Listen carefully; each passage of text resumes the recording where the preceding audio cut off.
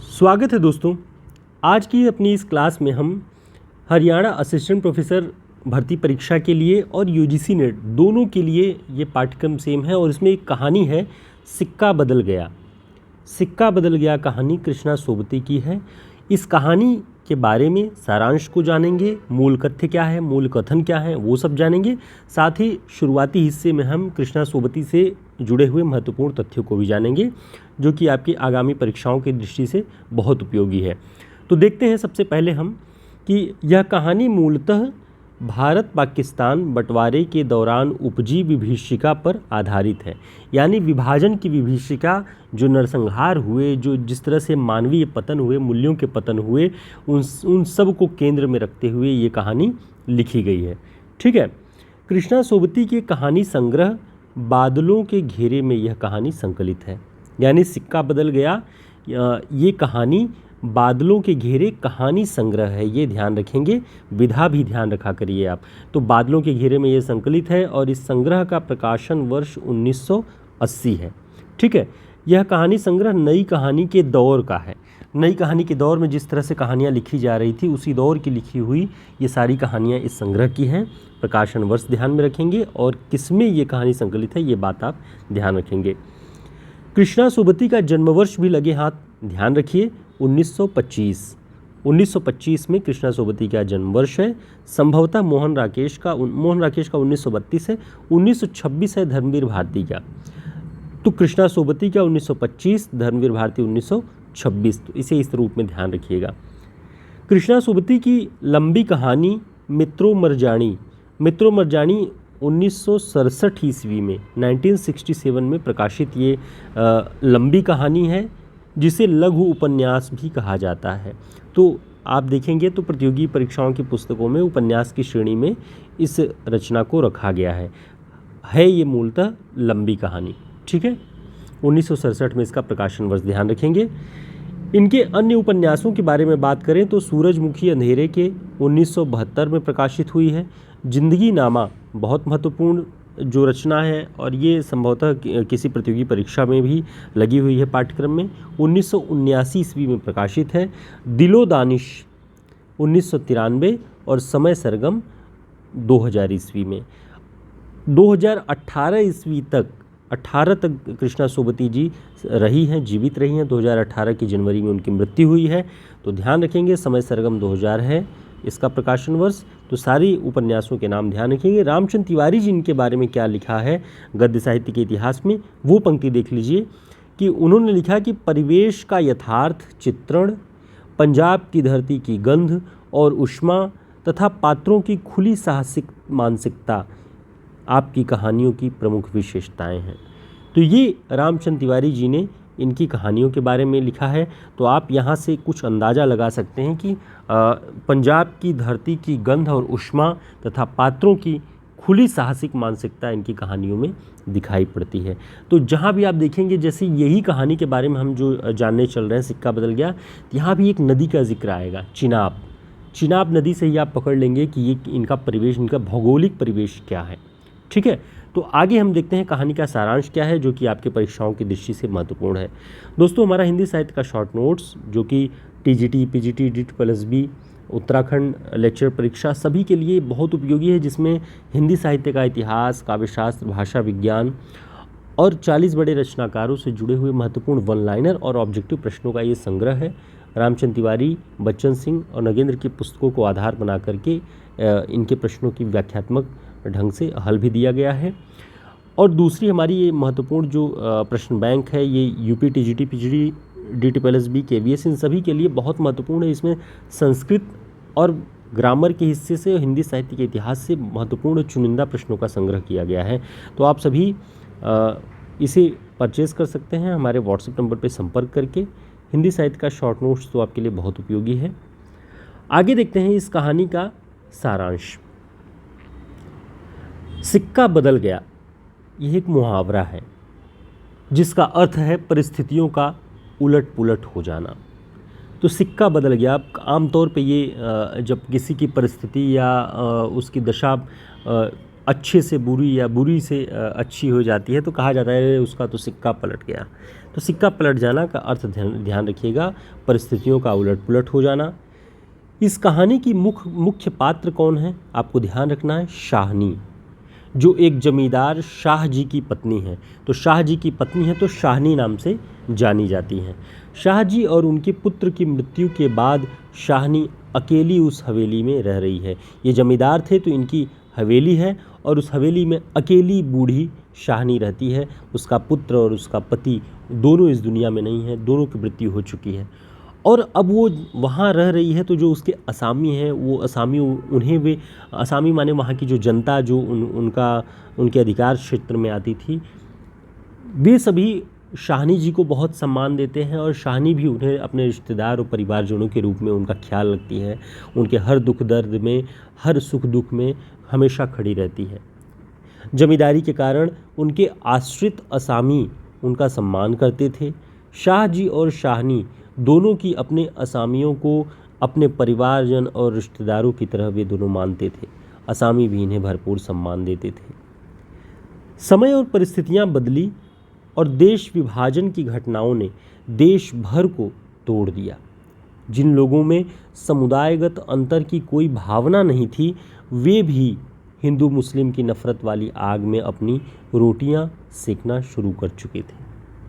और ये उस दौर का कट यथार्थ है जो कि आपको शरणदाता कहानी में मिलेगा। अज्ञेय के आप सभी ने पढ़ी होगी शरणदाता कहानी या मलबे का मालिक। इन सभी में आप देखेंगे कि ऐसे लोगों ने विश्वासघात किए हैं, ऐसे लोगों ने निजी संबंधों को जो बहुत ही मधुर संबंध रहे हैं समुदायगत अंतर को छोड़ करके, उन लोगों ने ऐसी विभीषिका के दौर में अपने ही बहुत लगे सगे लोगों को मौत के घाट उतारा है। ये बात आप देखेंगे मलबे के मालिक और शरणदाता कहानी में भी आपको ये दिखाई पड़ेगा। ठीक है, तो ये बात उस दौर की सत्य थी जिनमें समुदायगत अंतर नहीं था, उन लोगों के मन में भी दुर्भावनाएं आ गई थी और वो हत्याएं कर रहे थे एक समुदाय विशेष के अंतर्गत हो, चाहे वो हिंदू हो चाहे मुस्लिम। इस कहानी में सुबह से शुरुआत होती है। सुबह सुबह चिनाब नदी में स्नान करके जब वृद्ध साहनी बाहर निकली तो उसे नदी की रेत में सैकड़ों पैरों के निशान दिखाई पड़ते हैं, जिन्हें देखकर वह परिस्थितियों का कुछ अनुमान लगा लेती है, लेकिन अपने मन में जाहिर नहीं होने देती। वो समझ जाती है कि वो वर्षों से चिनाब नदी के किनारे आकर के स्नान करती रही है, सुबह सुबह राम नाम का जाप करती है, बहुत धार्मिक प्रवृत्ति की महिला है, लेकिन इतने पैरों के निशान रेत पर उसने कभी नहीं देखे। उसे अंदाज़ा हो गया था कि कोई एक समूह है जो बहुत दिन से फिराक में था ये सब करने के और वो अपने पैतरे खेल रहा है। जाहिर नहीं होने देती अपने मन में, अपने मन को समझाती है कि नहीं ऐसा नहीं हो सकता, हमारे लोग हमारे अपने हैं, ऐसा नहीं होगा कभी भी। अब इसी कहानी में एक पात्र है शेरा। ध्यान रखिएगा, शाहनी है, शाहनी के बाद एक महत्वपूर्ण है शेरा, जिसे बचपन में अपनी गोद में शाहनी छिपाए फिरती थी। शेरा एक मुस्लिम पात्र है, मुस्लिम समुदाय का बच्चा है। जब वो अपने घर से रूठ करके भाग आता था तो शाहनी उसे अपने पास बिठाती थी, अपने घर पे खाना खिलाती थी और दुलारते हुए उसे कई बार तो वो सुला भी लेती थी अपने पास, अपने बच्चे की तरह। शेरा, उसका पूरा बचपन बीता हुआ है शाहनी के स्नेह और प्यार के बीच में। शेरा भी उसे उतना ही मानता था, लेकिन विभाजन की घटनाओं ने सबके मन को कुत्सित कर दिया। जो शेरा शाहनी को माँ की तरह प्यार करता था, अब इस इंतजार में है कि शाहनी कब हवेली छोड़कर जाए कि उस पर कब्जा करके वो लूटपाट कर सके। और एक पूरा गिरोह था जो बार बार शेरा को समझा रहा था, क्योंकि शेरा ही रास्ते में अड़चन बन सकता था उन समूहों के जो चाहते थे कि शाहनी की हत्या कर दी जाए और हवेली को लूट ली जाए। तो शेरा को उन सभी ने समझाया कि सब ठीक हो जाएगा, मिल बांट लेंगे, जो कुछ भी मिल जाएगा। तो उसके मन में भी वो पाप आ जाता है, वो गड़ासा छिपा करके रखता है कि शाहनी को कब मार देंगे, लेकिन उसका एक भीतर का मन भी है जो उससे बराबर अंतर्द्वंद करता रहता है कि शाहनी ने क्या बिगाड़ा है, शाहनी ने तो मुझे पाला पोसा है, अपनी माँ की तरह अपना बेटा समझ के उसने मुझे पाला पोसा। तो उसका जो भीतर का अंतर्द्वंद है वो अब उसे उसकी हत्या के लिए कभी राजी नहीं होने देता। वो नकारता है और वो सुरक्षित जाता है। नदी से नहा करके लौटती हुई, स्नान करके लौटती हुई शाहनी को वो घर तक पहुंचाता है अपने जिम्मे। लेकिन वहाँ पहुंचा करके वो उसे समझाता भी है कि सिक्का बदल चुका है, समय बदल चुका है शाहनी, अब वे लोग वो नहीं है जो असामी की तरह तुम्हें मानते थे, तुम उन्हें मानती थी। अब चीज़ें बदल गई हैं, लोग अब दूसरे नज़रिए से देखने लगे हैं। शेरा ने इन घटनाओं के दौर में कई लोगों की हत्याएं की। उसमें लिखा है कि 30 से 40 हत्याएं शेरा कर चुका था इस विभीषिका के दौरान। वो बच्चा जिसे शाहनी अपने आंचल में छिपाए अपने बच्चे की तरह स्नेह करती थी, वो 30 से 40 हत्याएं बड़ा होके अब तक कर चुका है। उसके साथियों ने उसे समझाया कि शाहनी की भी हत्या कर दी जाए। वह सोचकर भी कदम नहीं उठा पाता, किंतु चाहता वह भी यही है और कहता है कि यह हो के रहेगा, क्यों नहीं। हमारे ही भाई बंदों से सूद लेकर शाहजी सोने की बोरियां तोला करते थे। प्रतिहिंसा की आग शेरा की आंखों में उतर आई। गणासे की याद हो आई। शाहनी की ओर देखा। नहीं, शेरा इन पिछले दिनों में 30-40 कत्ल कर चुका है। शाहनी की ओर देखता है और गणासा देखता है कि मौका है, मैं इसे मार दूं। लेकिन वो मन को अपने समझाता है कि नहीं। लेकिन दूसरे ही पल कहानी में एक सत्य और उद्घाटित होता है कि शेरा पिछले दिनों में 30-40 कत्ल कर चुका है। फिर भी परिस्थितियों का हवाला देकर वह शाहनी को जल्द घर छोड़कर चली जाने को कहता है, क्योंकि शाहनी की हत्या कब हो जाए कुछ कहा नहीं जा सकता। शेरा के मन में अंतर्द्वंद चल रहा है और वो कहता है, कहानी के अंश हैं कि शेरे ने शाहनी के झुर्रियों पड़े मुंह की ओर देखा तो शाहनी धीरे से मुस्कुरा दी। शेरा विचलित हो गया। आखिर शाहनी ने क्या बिगाड़ा है हमारा। शाह जी की बात शाह जी के साथ चली गई। वह शाहनी को जरूर बचाएगा, लेकिन कल रात वाला मशवरा, वह कैसे मान गया था फिरोज की बात कि सब कुछ ठीक हो जाएगा, सामान बांट लिया जाएगा। तो आप देखिए कि जो सांप्रदायिकता का जहर है वो बोया जा रहा है और वो अपने मन को समझा करके भी विवश है न समझा पाने के लिए, और वो तैयार है कि किसी तरीके से ये हवेली छोड़ के जाए तो जो कुछ शाह जी ने सोने और सोने के सिक्के गाड़ के रखे हुए हैं उन्हें मैं उठा लूँ, हम सब मिलकर बांट लें। शाहनी के मन में जब ये ख्याल आता है कि उसे अब छोड़ के यहाँ से जाना ही पड़ेगा, वो अपने खेतों की ओर देखती है, अपनी फसलों की ओर देखती है और उसका मन मोह से भर जाता है उन सभी को देख के। उसे अपने खेतों और उसमें लहलहाती फसलों से बहुत प्यार था। उसे शाह जी की याद आती है इन्हें देखकर, और वो सोचती है कि दूर दूर तक गांवों में फैली हुई ज़मीनों में कुएं सब अपने हैं। साल में 3 फसल, ज़मीन तो सोना उगलती है। ये मोह उसे अपनी इस ज़मीन से है जो कि शाह जी ने जमींदार रहते हुए उसके लिए बनाए हुए थे और वो सारी संपत्ति की मालकिन थी। लेकिन कभी भी जमींदारों वाला रौब उसने शाह जी के जाने के बाद कभी नहीं जताया। अपने परिवार और रिश्तेदार बंधुओं की तरह ही उसने सभी लोगों को देखा। अब आज ये दशा है कि जब उसे गांव छोड़ करके जाना पड़ रहा है, सारे लोग इंतज़ार में हैं, ट्रक आ चुकी है जिसमें उसे जाना है बैठ करके, तब वो सोचती है कि कौन नहीं है आज वहाँ। सारा गांव है जो उसके इशारे पर नाचता था कभी। उसकी असामियाँ हैं जिन्हें उसने अपने नाते रिश्तों से भी कम नहीं समझा। लेकिन नहीं, आज उसका कोई नहीं है। आज वह अकेली है। यह भीड़ की भीड़, उसमें कुल्लू वाल के जाट, क्या वह सुबह ही नहीं समझ गई थी? वो समझ सब कुछ गई थी, लेकिन उसे ये विश्वास था कि हमारे लोग हमारे अपने लोग हैं, ऐसा तो नहीं होने पाएगा। लेकिन सिक्का जब बदल जाता है, परिस्थितियाँ जब उलट पुलट हो गई हैं, तब सब कुछ संभव है। और वो ये बात अब वो धीरे धीरे समझ चुकी थी। शाहनी के कदम डोल गए, चक्कर आ गया और दीवार के साथ लग गई। जब उसे पता चला कि ट्रक आ गई है और अब उसे जाना ही है, कोतवाल आकर के डांट फटकार के कहता है, जो शाहनी शाह जी की इतनी चहेती थी कि उन्होंने उसके लिए नदियों के किनारे पर डेरे तक डलवाए, जब तक रहना हो वो रहे, उसके लिए सारी सुख सुविधाएं की, और आज उससे सब अकड़ के बात कर रहे हैं और उसे जाने के लिए कहते हैं। उसे बहुत तकलीफ़ होती है। वो वृद्ध हो चुकी है, बहुत बूढ़ी हो चुकी है, और बुढ़ापे में यही घर उसकी स्मृतियों का और उसके लिए एक अंतिम सहारा होता है। इसी दिन के लिए छोड़ गए थे शाह जी उसे, बेजान सी शाहनी की ओर देखकर बेगू सोच रहा था, क्या गुजर रही है शाहनी पर, मगर क्या हो सकता है, सिक्का बदल गया है। तो कहानी में ये सिक्का बदल गया है 2-3 बार आता है, जिससे आप समझ जाएंगे कि मूल मंतव्य क्या है कहानी के शीर्षक को लेकर के। एक थानेदार है, इसमें थानेदार आता है, उसका नाम है दाऊद खां, ध्यान रखिएगा। और वो अकड़ कर आया, ड्योढ़ी पर खड़ी उस निर्जीव छाया को देखकर ठिठक गया। आता है अकड़ करके कि इसको पकड़ के बाहर निकाल देंगे, लेकिन उस निर्जीव हो चुकी उस वृद्ध शाहनी को देख करके वो एक बार को ठिठक जाता है और उसे वो बात याद आती है जब शाहनी उसकी मंगेतर के लिए सोने के कनफूल मुँह दिखाई के रूप में दी थी। अभी उसी दिन जब वह लीक के सिलसिले में आया तो उसने उदंडता से कहा, शाहनी भागोवाल मसीद बनेगी, 300 रुपया देना पड़ेगा। शाहनी ने अपने उसी सरल स्वभाव से उसे 300 रुपये दे दिए थे। और आज तो ये वो शाहनी है जिसे ये लोग नहीं चाहते थे।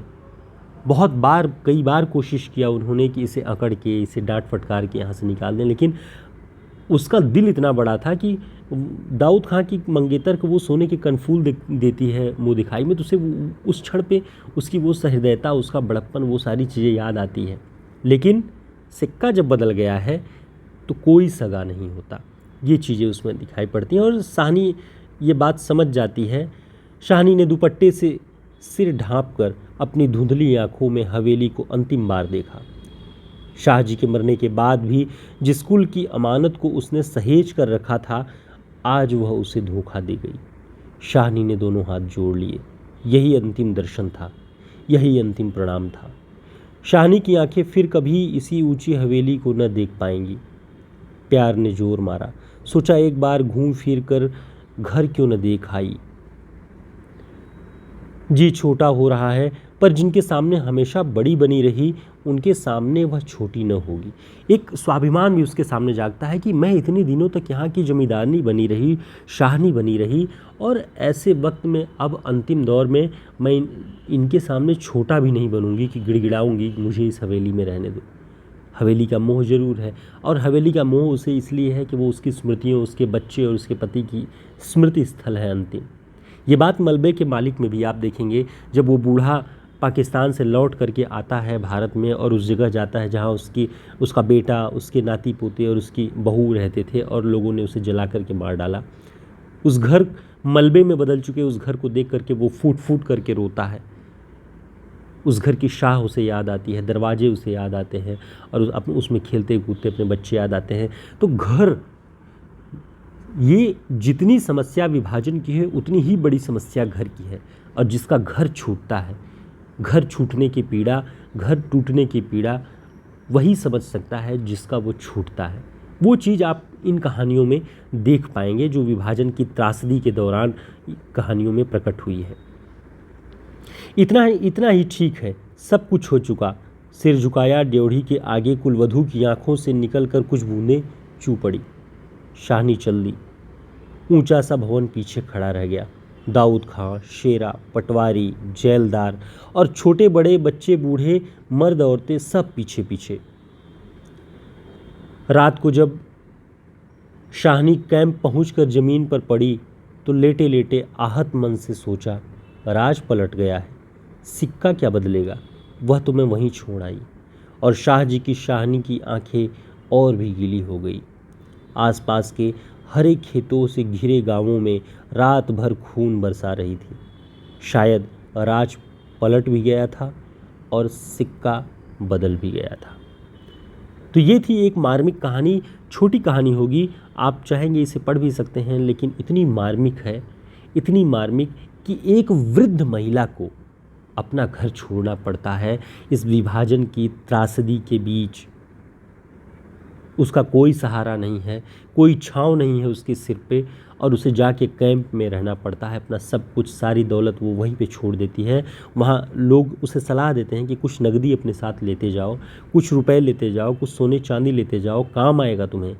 लेकिन जब उसका घर ही उसका नहीं रह गया, उसकी ज़मीनें, उसकी फसलें उसकी नहीं रह गई, उसके लोग अपने नहीं रह गए, तो वो सिक्के लेके क्या करती। सिक्का तो बदल चुका था। तो ये इस कहानी का मार्मिक अंत है।